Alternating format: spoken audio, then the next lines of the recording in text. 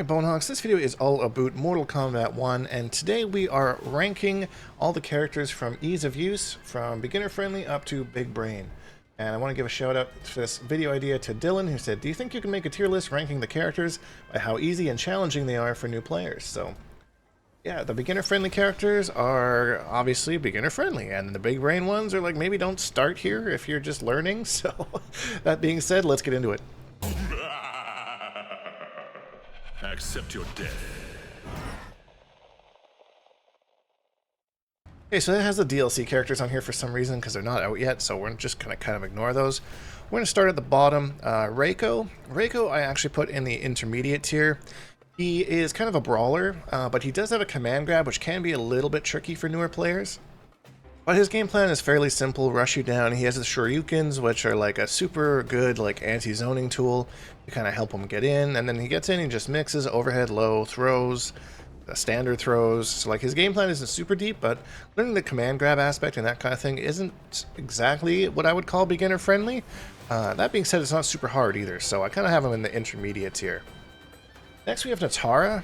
And this is a character who I think is big-brained. Like, I've seen some Natara players, and I've seen some gameplay, and from talking to friends, she just seems like she plays this game way differently than everybody else. With all her crazy air stuff, and shenanigans, and anti-airs, and all this kind of stuff, she is just playing a completely different game. So, trying to really figure her out is definitely not a beginner's thing, as far as I'm concerned. If you are a Natara player, let me know if I'm maybe like speaking wrongly here or something like that, but that's just from what I've seen and experienced. That's how good she is, I don't know, but what it takes to play her seems to be pretty intimidating.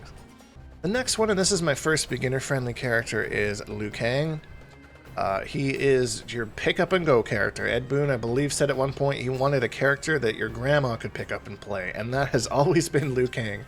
Although it's interesting to me that he doesn't seem to be like that same top tier threat that he's been in every single other game, like MK11, MKX, MK9, like he was like top tier business. And like, although he's good, don't get me wrong, he just doesn't seem to have that same like, oh my god, Liu Kang kind of potential that he used to have back in those games. Next up is Rain, and Rain I'm going to put in the harder tier because he's got some funky stuff going on. He's got these portals that he can go in and out of. He's got an overhead that he can actually cancel into a throw. That's pretty unique. It's called a Kara cancel. I just learned this yesterday, so I'm just making sure that you know that I know that. And now you could go tell your friends, oh yeah, it's Kara cancel. You didn't know that? Like, come on now. Next here is Raiden, and Raiden is another one I put in the beginner friendly space because he hits like a truck. His combos aren't super difficult. He works well with every cameo. He's got cool special moves. Like he's just a solid character if you're just getting into Mortal Kombat or fighting games in general, and you just kind of want to, again, a place to start and learn the game. So Melina, I would put in intermediate. She's got the beginner-friendly aspect of her that she's got some really good mix with the overheads and lows. That being said, her combos do take a little bit of execution that I might kind of push out of the beginner-friendly kind of portion, and she can be really unsafe on a lot of things if you time things wrong, so she's not super complicated, and I feel like she belongs in the intermediate section here. And again, you can either agree or disagree with me down in the comments down below and let me know why. Maybe you'll change your mind. Maybe you won't. I don't know.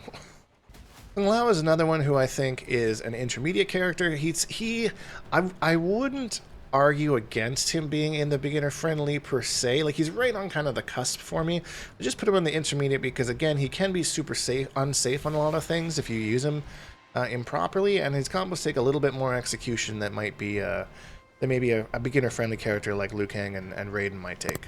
Kenshi is a 100% big brain character. I am so intimidated to even take this character into the lab to see what he does. Props to all you Kenshi players out there because man, even just trying to learn the Soul Steel or the Sento Steel that Shujinko does, that is just ridiculously complicated. My brain just goes, ah! So if you're a beginner, do not pick Kenshi. He's an absolutely sick character, but do not pick him to learn the game. Johnny Cage, intermediate kind of character. Just mix you up, rush you down. Again, bigger combos, a little bit of execution, and he also has the star meter, which you have to manage as well. So it's not super complicated as a character per se, especially if you just team him with a Sub-Zero cameo, because then like that way you can't really zone him, he just walks his way in, which is, I hate that cameo so much.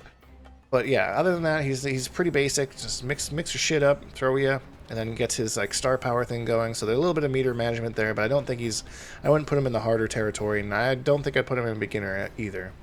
Katana, I'm going to put in the harder tier because you kind of have to match her with the proper cameos in order to kind of get her to do what she wants to do. Like Cyrax, of course, or Goro, both of those work really well. But like, if you can really master this character, she is tough. Like, she is definitely top tier. Like, I was worried like playing her in the beta and the stress test because she just felt like way weaker than everybody else. But now that the game's launched and seeing what people are doing with her, she's cracked. She's actually cracked. That being said, she's not an easy character to play whatsoever. But she doesn't have anything super crazy and different that would put her in the big brain tier. So I have her in harder for now. And again, you can always change my mind if you disagree with my assessment here. Next is our good pal Scrompion, and I will put him in beginner friendly because although he can do some things that are unsafe, he has some really good tools. His combos aren't super extensive, that he can get good damage for not a whole lot of execution. So I think he's just the staple of the franchise, and they do that on purpose, right? To kind of just make him like, I don't know, easy to use. Everybody likes Scorpion. I feel like there's an Everybody Loves Raymond reference there, but I got nothing. General Shao, I'm putting in the harder tier because he has two stances, one with axe, one without axe. Although all the stuff he does is very, very good.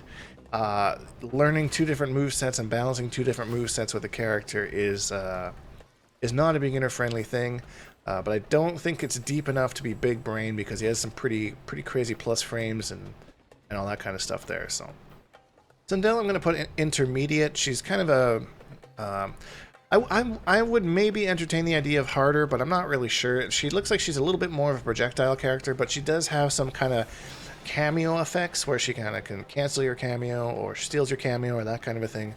But a lot of her things and her mix-ups are fairly basic. Combos take a little bit of execution, but not too much. And again, just heavy projectile characters, so I put her in intermediate for now, and yeah, changed my mind.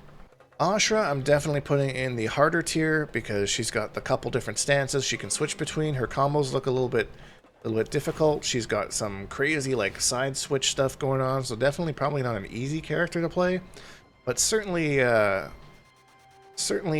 not in the big brain tier, I would say. Once you kind of understand her stances and what each one of them does, one of them kind of gives her a little bit more zoning, one gives her like a crazy mid projectile, so it's not too bad, I say. I don't think I'd put her in big brain. Now, Havoc is an interesting one, and I think he fits somewhere between harder and big brain, but I'm not sure I'd quite put him in big brain. Just like he just does so many things that you kind of pick what you want him to do. I think, like I've said previously, he matches up with any cameo really well. And yeah, he's I don't know. I would love to hear from you, Havoc players, what you think of, because you were quick to tell me that I forgot to put in his combo extender in my Havoc video, so I appreciate that. Reptile, I'm going to put in intermediate. He's not really a beginner-friendly character because he's very interesting in his strings and the things he can do, but he's not super complicated either. Force ball, rush in with your dashes, your enhanced dash, and that kind of a thing. So I'm happy putting him in intermediate. I think he's a fairly balanced character. Garrus, I'm putting in the harder tier because some of like the time change stuff and stuff he does is like, I don't really know what you would do there. The combos are kind of weird. He does have some interesting like tick throws and that kind of thing that you would need to learn. So he's definitely not a beginner friendly character, I would say. Although he is cool, but that has no weight on where I put him on the tier list. Tanya, again, another character I put in the harder tier. She has some crazy range, some crazy chip setups, some crazy movement, and just stuff that like really having a good fundamental knowledge of fighting games will really help you do. And you could be really unsafe with her if you aren't doing the right things. So I think she's definitely a step above intermediate, but I'm not sure I put her in big brain. But she's just another character I haven't had a chance yet to go into full depth.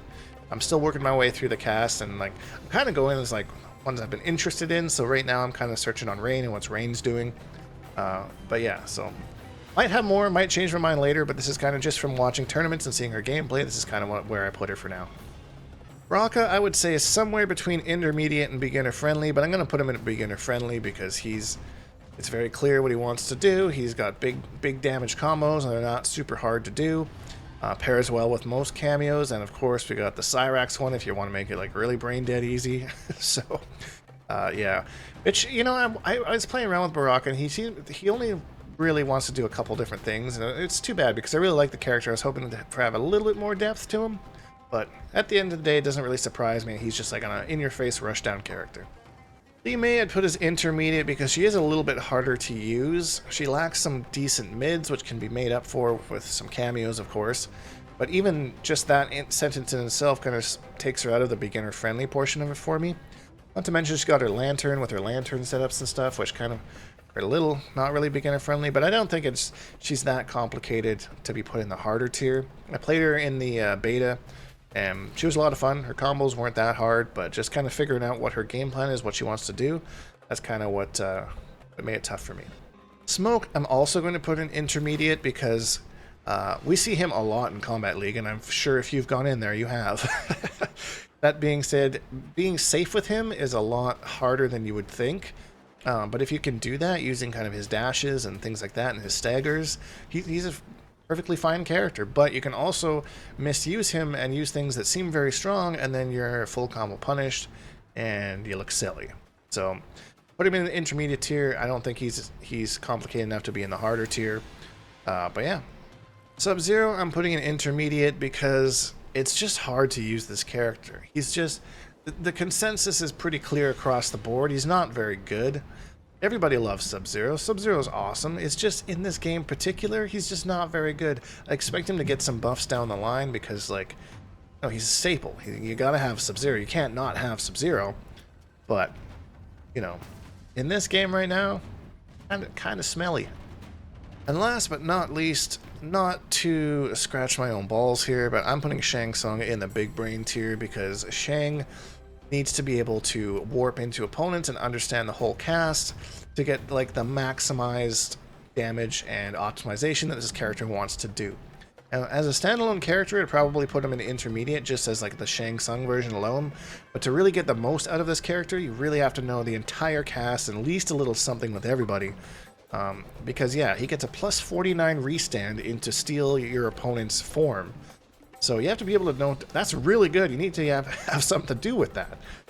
So yeah, and then DLC characters we don't know what they do yet. So that is my tier list for how easy characters are to pick up from easiest to hardest. If you like Mortal Kombat tutorial content or any Mortal Kombat 1 content, consider subscribing because I love to teach and I love to help people get better and watch them progress as players. And as always, if you enjoyed this video, please leave a like, because it really helps me out, and subscribe if you haven't, because we make new videos almost every single day. Hashtag Bonehawks, all that stuff, and we'll see all you Bonehawks in the next video.